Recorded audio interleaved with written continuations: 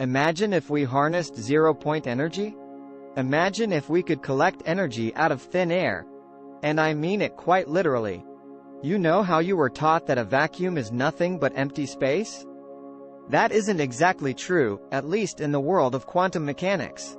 If you dive deeper, below the level of molecules, atoms, electrons and protons, and into the world of the tiniest subatomic particles, like quarks, you'll see that even the vacuum of space can never be truly empty.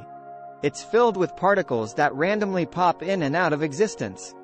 But the exciting thing about these fluctuating particles is that they generate energy that we could, hypothetically, put to good use. What is zero-point energy? Don't be spooked by its complex name. Zero-point energy is simply the vacuum energy we just talked about. And, according to calculations in quantum field theory, the vacuum of space holds an infinite amount of it. If we could find a way to use it, just a cup full of this energy might hold enough power to boil all the Earth's oceans. Heisenberg uncertainty principle in quantum mechanics. Things behave differently from how they would in classical physics.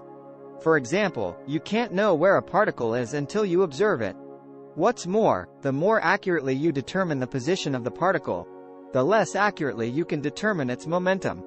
It's called the Heisenberg uncertainty principle, and it applies to particle duration and energy as well. Are you still with me?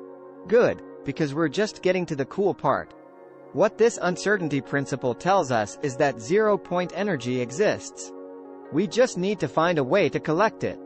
Transferring zero-point energy, the vacuum of space is really cold, right? But it's not the absolute zero kind of cold, more like 2.7 Kelvin. To transfer zero-point energy, you'd simply need a colder source to receive that energy. The problem is, it's not possible as far as our technology goes. We can't pull the energy out of nowhere, unless we could reduce the vacuum energy in a region of space first. According to the second law of thermodynamics, the vacuum would try to fill in the gap, and that's where we could interfere and collect the zero-point energy. But this method wouldn't be that effective, because we'd spend more energy trying to extract the zero-point energy.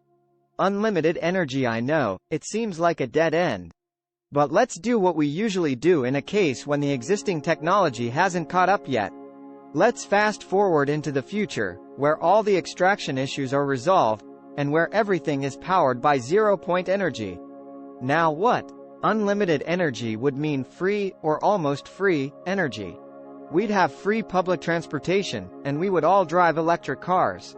Everyone, including developing countries, would have access to cutting-edge technology, and to the internet. Non-renewable energy sources would be a thing of the past. Even the renewable sources we use today would become obsolete. Why would we need solar energy farms, if we could automate the extraction of unlimited zero-point energy, and never need to worry about power again? But as with all the things we have in excess, we could start overusing the energy too. The planet might be free of emissions from fossil fuels, but it doesn't mean there would be no new threats from energy consumption. We'd need our governments to regulate how we use all that energy. Maybe it would be a good idea to focus on exploring space. Powered by the infinite amounts of zero-point energy, we'd be able to go across the solar system in a matter of hours. We could start mining asteroids, and terraforming other planets.